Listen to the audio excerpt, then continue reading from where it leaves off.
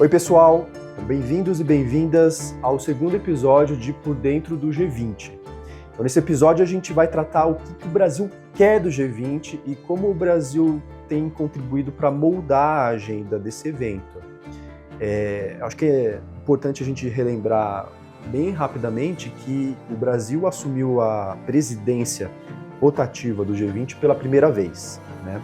E durante esse período de mandato, ao terminar esse período de mandato, o Brasil vai ter realizado mais de 130 reuniões de grupos de trabalho, além de outras quase 20 reuniões ministeriais. E todo esse esforço de debate, de discussão, vai ser canalizado, vai culminar na cúpula dos chefes de governo de Estado, que vai ser realizado no Rio de Janeiro, nos dias 18 e 19 de novembro de 2024. Eu acho que o Brasil hoje ele tem um papel muito relevante para coordenar pautas que estão no centro do debate desse momento. A transição ecológica, a transição energética, a política de combate à fome e à miséria, a questão das desigualdades, o tema do sul global, o tema da Amazônia. Então, qualquer um desses temas hoje, no mundo inteiro não existe uma mesa que discuta eles sem a participação do Brasil. Na medida que o presidente Lula preside o G20, ele traz toda uma atenção, dá um protagonismo e permite que o Brasil seja um sujeito muito ativo em todas essas discussões. Durante a reunião de implementação da comissão que vai ficar responsável por organizar o evento, o presidente do Brasil, o presidente Lula, ele destacou a importância histórica do Brasil estar organizando e presidindo esse encontro, essa cúpula do G20.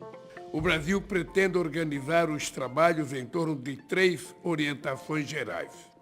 Primeiro, nós vamos fazer com que as trilhas políticas e de finanças se coordenem e trabalhem de forma mais entregada.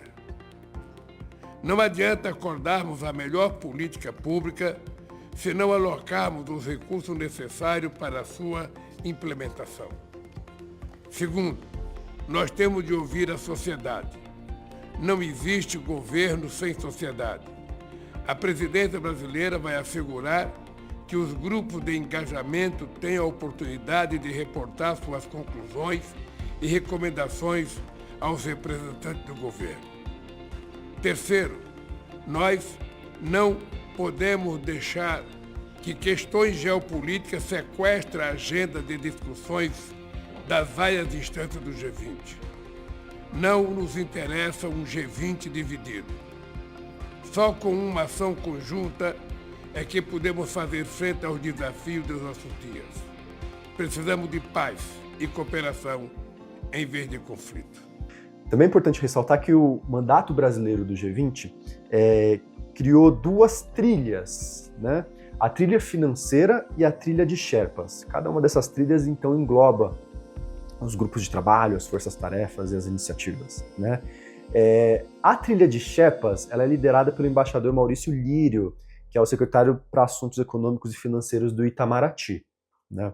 E então ele é o que coordena as negociações, as discussões que são formadas ali no seio dessa agenda, né? E então a trilha de Sherpas ela é composta por 15 grupos de trabalho, 2 forças-tarefas e uma iniciativa, né? E aí ela abrange uma vasta gama de temas diferentes. Mas antes de falar dos temas, eu acho que é interessante falar porque o nome Sherpas, né? Sherpas, na verdade, é uma etnia que fica no Nepal, né? E ela, nas regiões montanhosas do Nepal, e ela é responsável por guiar os alpinistas no Monte Everest, para chegar até o cume, até o ponto mais alto, né? Então eles fizeram essa brincadeira, essa analogia, né, no sentido de apontar que as lideranças, né, dentro desses grupos vão guiar, então, né, os debates, as discussões e as sínteses que vão sendo que vão surgindo a partir desses debates, né? Então, como eu estava dizendo, são 15 grupos de trabalho dentro da trilha de Sherpas.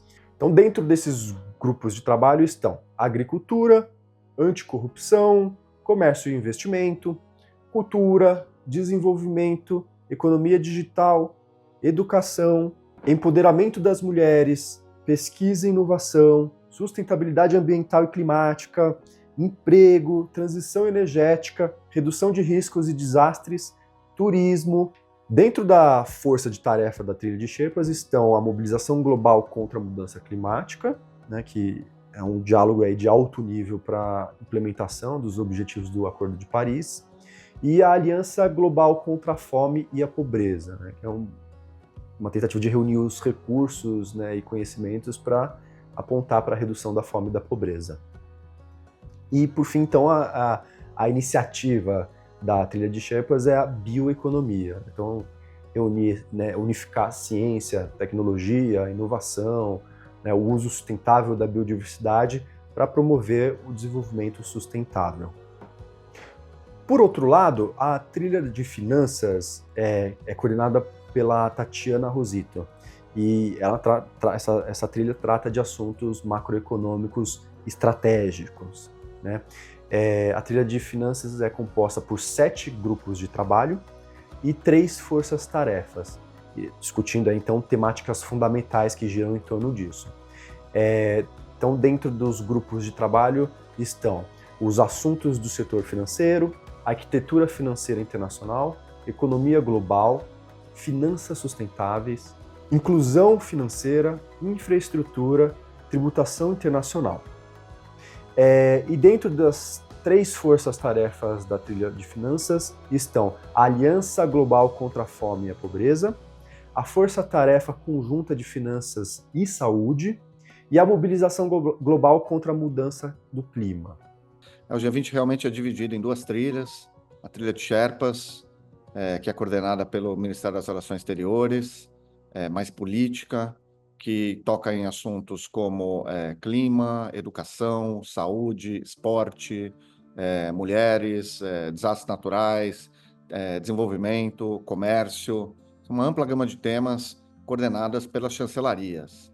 E uma segunda trilha, que na verdade é a trilha que deu origem ao G20, que é a trilha financeira, que é liderada pelo Ministério da Fazenda, em coordenação com o Banco Central, e que discute temas como arquitetura financeira internacional, como financiamento para a mudança do clima, infraestrutura, relação entre finanças e saúde, e também, claro, a macroeconomia, a estabilidade, o crescimento, o desenvolvimento da economia mundial.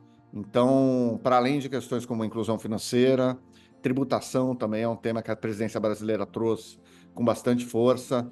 Então, também é uma gama muito ampla de assuntos, de discussões que se desdobram em uma série de grupos e subgrupos de trabalho que, ao longo do ano, fazem as suas reuniões presenciais ou virtuais, e o resultado dessas reuniões de grupos de trabalho é levado à consideração dos vice-ministros, os secretários de Assuntos Internacionais dos diferentes Ministérios das Finanças ou dos bancos centrais, e com a aprovação dos vice-ministros e a preparação dos vice-ministros, são levados então para deliberação, validação e endosso dos ministros, né?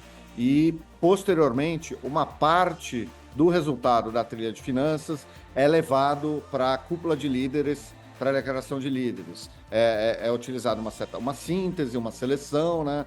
uma organização dos resultados da trilha de finanças, é levado para a cúpula dos líderes, quando se junta também com os resultados das deliberações na trilha dos Sherpas.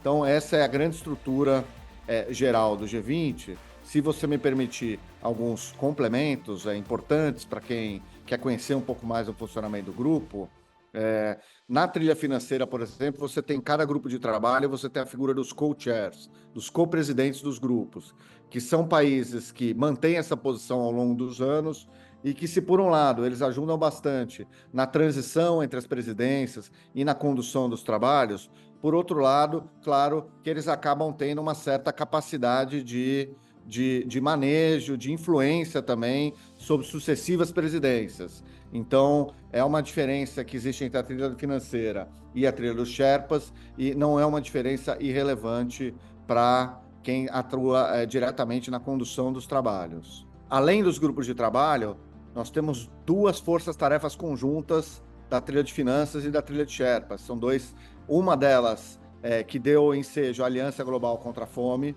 e a outra que é a mobilização contra a mudança do clima, onde as duas trilhas trabalham de maneira coordenada junto, o que, aliás, é também das prioridades, vamos dizer assim, institucionais da presidência brasileira no G20, que é aproximar as trilhas financeira e de Sherpas. Então, diante desse cenário, o Brasil delineou 3 eixos principais do encontro do G20. O primeiro eixo é o combate à fome, à pobreza e à desigualdade, né? E aqui o Brasil lançou a Aliança Global contra a Fome e a Pobreza, um esforço evidentemente coletivo para tentar combater essas mazelas, esses entraves sociais no mundo, né? Um segundo eixo é o eixo do desenvolvimento sustentável, né? E aqui o desenvolvimento sustentável abrange a dimensão econômica, a dimensão social e a dimensão ambiental. Nesse aspecto, o presidente Lula deu algumas declarações e o governo Lula está apostando que o Brasil tem um papel importante também a contribuir na medida em que ocupa uma posição privilegiada no mundo no debate ambiental, no combate à crise climática. Tem sido enfatizado, então, que é uma oportunidade do Brasil colocar na mesa a importância da transição energética, uma transição de uma economia pautada, baseada em combustíveis fósseis, na exploração da natureza, no extrativismo ambiental, mineral, por exemplo, para uma outra forma de economia, uma economia verde, por exemplo. Olha, que aumente esse diálogo, né, com povos indígenas. Nós estamos participando do grupo de educação, do grupo de cultura e meio ambiente, né, e nessa perspectiva de trazer mais povos indígenas para o diálogo e que a gente possa, de fato, né, apresentar e ter essas propostas dos povos indígenas inseridas no relatório final, né, deste grande encontro mundial. E aí a pauta principal é essa, né, o reconhecimento do conhecimento tradicional e o papel que os povos dos territórios indígenas exercem para o mundo. Essa prioridade é uma prioridade que ela tem um reflexo imediato na grande maioria dos grupos de trabalho, nas duas trilhas.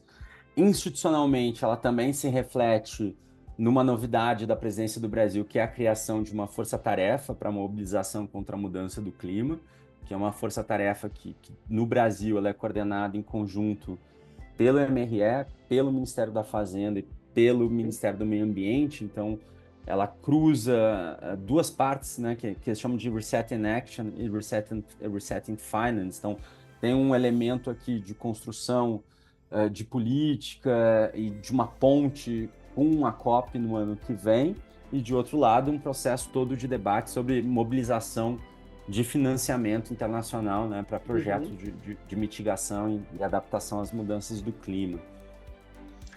E o terceiro eixo é o eixo da reforma da governança global. Aqui também o Brasil tem apostado, e essa é uma pauta histórica brasileira, na reforma das grandes instituições, dos grandes organismos internacionais, né? A gente sabe que os principais organismos internacionais, eles foram moldados, eles foram criados, forjados e moldados na esteira da saída da Segunda Guerra Mundial. E então eles foram feitos e criados naquele momento, com aquelas características históricas.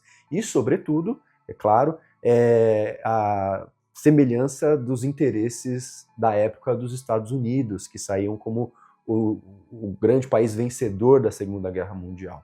Então, instituições como o FMI, como o Banco Mundial e como o Conselho de Segurança da ONU são, hoje em dia, instituições que estão datadas, porque não conseguem absorver as demandas dos países subdesenvolvidos, dos países dependentes, e ficam reticentes de incorporar esses países de uma forma mais efetiva, de uma forma mais real nos debates, né? Então, diversas crises, guerras agora, a guerra da Ucrânia, Rússia e Ucrânia, né, o genocídio na Palestina, vem colocando a questão do Conselho de Segurança da ONU como um ponto fundamental. E aqui também, então, o Brasil tem um papel importante a cumprir diante do holofote mundial que vai ser o G20 aqui no Rio de Janeiro. Em primeiro lugar, o Brasil é firmemente defensor e atuante em defesa do multilateralismo. Então, acho que, antes de mais nada, o Brasil quer um G20 consolidado, forte, com capacidade de tomar decisões com impactos efetivos na vida das populações. O G20 ele teve 3 grandes fases. Talvez nós estejamos iniciando uma 4ª fase do G20. A primeira fase, com a crise financeira de 2008, 2010, quando o grupo foi chamado, foi montado, teve um upgrade, né? Era um grupo em nível de ministros, virou um grupo em nível de líderes, para cuidar da emergência na economia no sistema financeiro mundial. Depois disso, entre meados de 2012, 2013 até 2020, o grupo se expandiu, a trilha de Sherpas ganhou forças e diversas ramificações, a trilha financeira ganhou diversos grupos de trabalho, mas o grupo um pouco dispersou um pouco os focos em certo sentido também. Um terceiro momento veio com a pandemia, né, onde o grupo foi novamente chamado a, de maneira emergencial, intervir quando criou mecanismos de finanças e saúde para prevenção e lidar com pandemias, e também aprovou uma iniciativa para perdoar o serviço da dívida dos países mais pobres no período da pandemia. Perdoar não, postergar. Mas, enfim, foi importante para os países que estavam em dificuldades naquela época. Então, e agora, nesse terceiro período da pandemia, para além de rivalidades geopolíticas que já vinham crescendo nos últimos anos, teve a eclosão do conflito ali entre Rússia e Ucrânia, a Ucrânia fortemente apoiada pelos países da OTAN, que dificultou ou impactou profundamente não apenas o G20, como outros fóruns multilaterais, pela divisão entre atores muito fortes em volta da mesa. Então, se tornou mais difícil a emissão de comunicados conjuntos, a tomada de grandes decisões, e por isso que eu mencionei que talvez nós estejamos na presidência brasileira, quem sabe, numa transição para um 4º período, porque o Brasil tem conseguido, com muito esforço diplomático, com muita paciência, com muita costura, o Brasil tem conseguido criar um ambiente mais propício para que decisões mais relevantes e impactantes possam voltar a ser discutidas, deliberadas e finalizadas pelo G20, né? O G20 é um grupo, é muito importante que a gente tenha esse grupo presente e forte, porque a gente sabe que o G7 não tem condições mais por si só de se arvorar um papel de guia das grandes decisões econômicas e políticas mundiais. O Conselho de Segurança da ONU, ele muitas vezes se vê paralisado pela questão do veto. Fóruns mais amplos, como a OMC, que está paralisada, e a ONU, com a sua membresia universal e extensa, com a qual o Brasil é firmemente comprometido, eles, às vezes, pelo tamanho da membresia e pela grande diferença entre os membros, têm dificuldades em avançar em decisões no nível técnico, no nível mais detalhado. Então, o G20 ele combina representatividade, pelo fato de reunir as 20 maiores economias do planeta, 85% da população mundial, 66% do comércio, e uma parcela também, acho que 75% do PIB mundial, se eu não me engano, pode ter algumas imprecisões desses números, eles variam de acordo com o câmbio também. O G20 ele combina uma legitimidade, representatividade e eficácia, né? Capacidade de tomar decisões que realmente valham, são implementadas pelos órgãos decisórios, pelos Ministérios das Finanças, pelos bancos centrais, pelas chancelarias e pelos governos do mundo. Então, o Brasil, em primeiro lugar, deseja um G20 forte com capacidade de tomar decisões concretas em benefício do mundo em desenvolvimento das populações do planeta.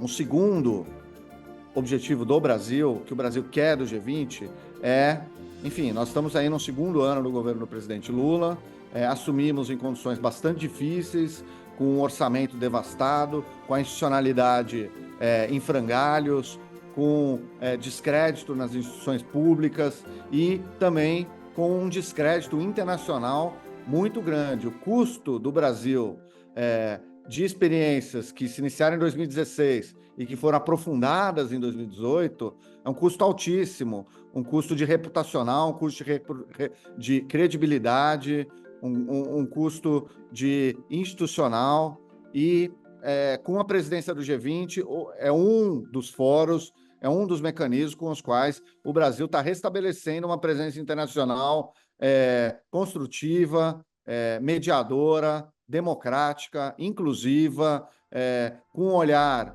firmemente voltado para os países mais pobres, para as populações mais pobres, buscando entendimento entre as nações do mundo desenvolvido e das nações do mundo em desenvolvimento, trazer para a mesa as nações do Ocidente e do Oriente, num ambiente propício a que decisões importantes possam ser tomadas. É o melhor da tradição diplomática brasileira, que está sendo colocado em prática pela presidência do governo Lula, pela liderança do presidente Lula, que é ele mesmo uma pessoa que gosta do tabuleiro internacional, que gosta de jogar no plano multilateral, de costurar acordos, de trazer para mesas figuras que muitas vezes têm dificuldade em dialogar umas com as outras, mas com a mediação do Brasil, com a participação do presidente Lula e com a competência do Ministério das Relações Exteriores, com habilidades também políticas e diplomáticas muito relevantes do ministro Fernando Haddad, a gente tem conseguido construir. Então essa seria, para mim, uma segunda prioridade. Uma terceira prioridade que o Brasil quer no G20, se você me permitir, são as prioridades, claro, da substância do que vem sendo negociado. É o combate à fome e à pobreza, a questão do desenvolvimento sustentável e, por fim, a reforma da governança global.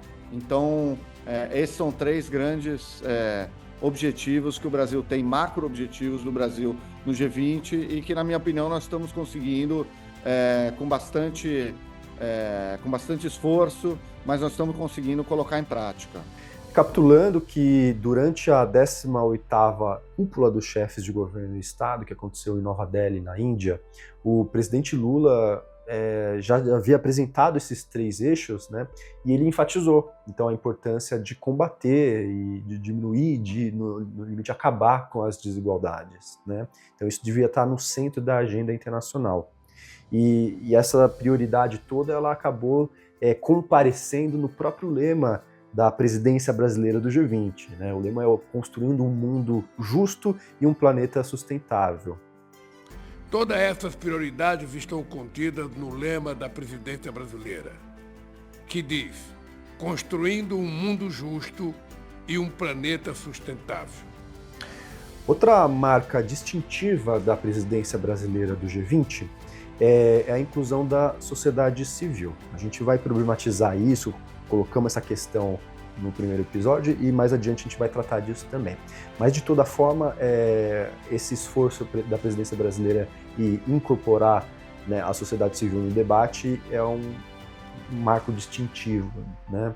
Então foi-se criado o G20 social, né? Isso foi anunciado pelo Lula e, né, é um âmbito que visa ampliar a participação, né, dos atores que não são governamentais na incisão dos debates, né, enfim, contribuição das discussões, né, na direção que isso vai tomar, né? Então isso garante que diversas vozes, né, e setores da população consigam participar de uma forma ou de outra, né?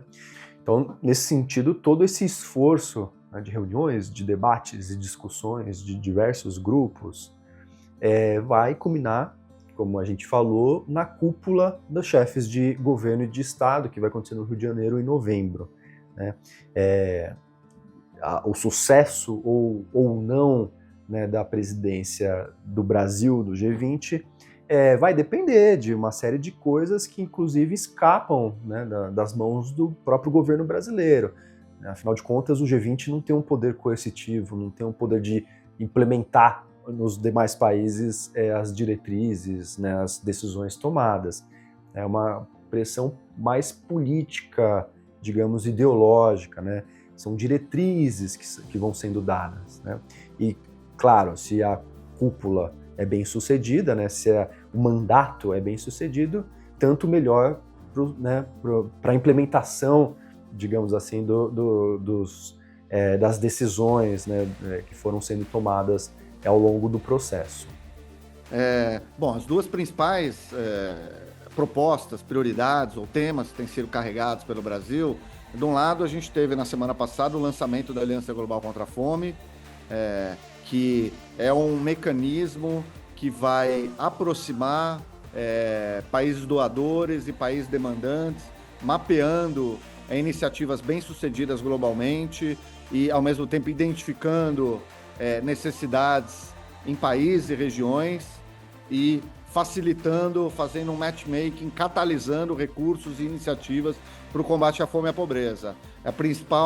É uma das principais propostas do presidente Lula, indissociável da trajetória e da vida política do presidente Lula, e o Brasil já conseguiu construir a aliança com sucesso e agora está trabalhando para criar as condições para que ela possa começar a operar a partir do final do ano.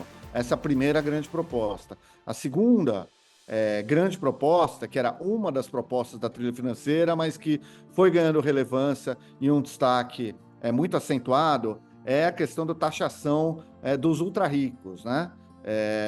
Taxação dos bilionários, para traduzir numa linguagem de uma compreensão das pessoas, para que as pessoas não achem que quem vai ser taxado é o comerciante ou mesmo o grande empresário. São bilionários que no Brasil, por exemplo, são cerca de 50, nos Estados Unidos acho que são uns 1.500, são identificados como cerca de 3 mil pessoas no mundo, e a taxação num percentual muito pequeno, uma taxação marginal de 2% da renda baseada, da renda estimada dessas pessoas, seria capaz, de acordo com estudos encomendados pela presidência brasileira, de gerar recursos da ordem de 250 bilhões de dólares por ano, o que não resolveria os problemas do planeta todos, mas seria de um auxílio muito importante para os países mais pobres, para as populações mais pobres, para combater a mudança do clima também, para combater a pobreza e a fome. E então, esses seriam os dois grandes temas, pelo menos que têm ganhado maior destaque ao longo da nossa presidência. Há muitos outros temas e prioridades na trilha financeira, que eu acompanho mais de perto, e na trilha política do Sherpas também há desenvolvimentos interessantes lá. Não, eu acho para quem está interessado, né, e é o nosso caso, nas questões políticas internacionais, no processo mais ampliado de governança econômica e financeira internacional, eu acho que o G20, queremos nós ou não, ele é um foro inescapável, né? Acho que com o contexto de crise dentro de OMC e de outras instâncias, boa parte do processo, isso já desde 2008, mas eu acho que se aprofunda nos últimos anos, o G20 virou o fórum, né, o fórum principal. Então, assim, ele é um fórum onde você tem toda a sorte de debates acontecendo, só que ele é um fórum um pouco fechado. Então, acho que vale muito a pena tentar acompanhar os movimentos da presidência brasileira em torno do G20 social, em que o governo tem feito um esforço, digamos, de tradução, de compartilhamento da agenda com movimentos sociais, né, e organizações da sociedade civil. Vale muito, Sérgio, acompanhar os trabalhos dos grupos de engajamento. Então, vale a pena acompanhar esses processos, acompanhar os materiais que são produzidos, né? No nosso grupo em particular, que é o grupo de trabalho de finanças sustentáveis, tem um site, um website, onde todos os documentos a gente faz upload e eles estão disponíveis. Então, ou seja, você não consegue acompanhar as negociações, mas você, no limite, tem acesso aos documentos que vão embasar esse processo de tomada de decisão. E eu acho que isso, pelo menos, gera um movimento, né, de abertura a um certo nível de compartilhamento de informações e também de nivelar digamos, o nosso nível de informação também no debate acadêmico e no debate público um pouco mais ampliado. Então, nós pudemos acompanhar o que o Brasil quer do G20 e como que o país pretende moldar os debates e a agenda que vai sair pós-G20. Esse episódio especificamente é importante porque ele traz um olhar mais criterioso, mais crítico, né, em torno dessa presidência, desse mandato brasileiro. E esse foi mais um debate de Por Dentro do G20. Fique conosco, a gente vai continuar debatendo, trazendo informação, trazendo análises mais cautelosas, mais criteriosas, mais críticas. Continue conosco.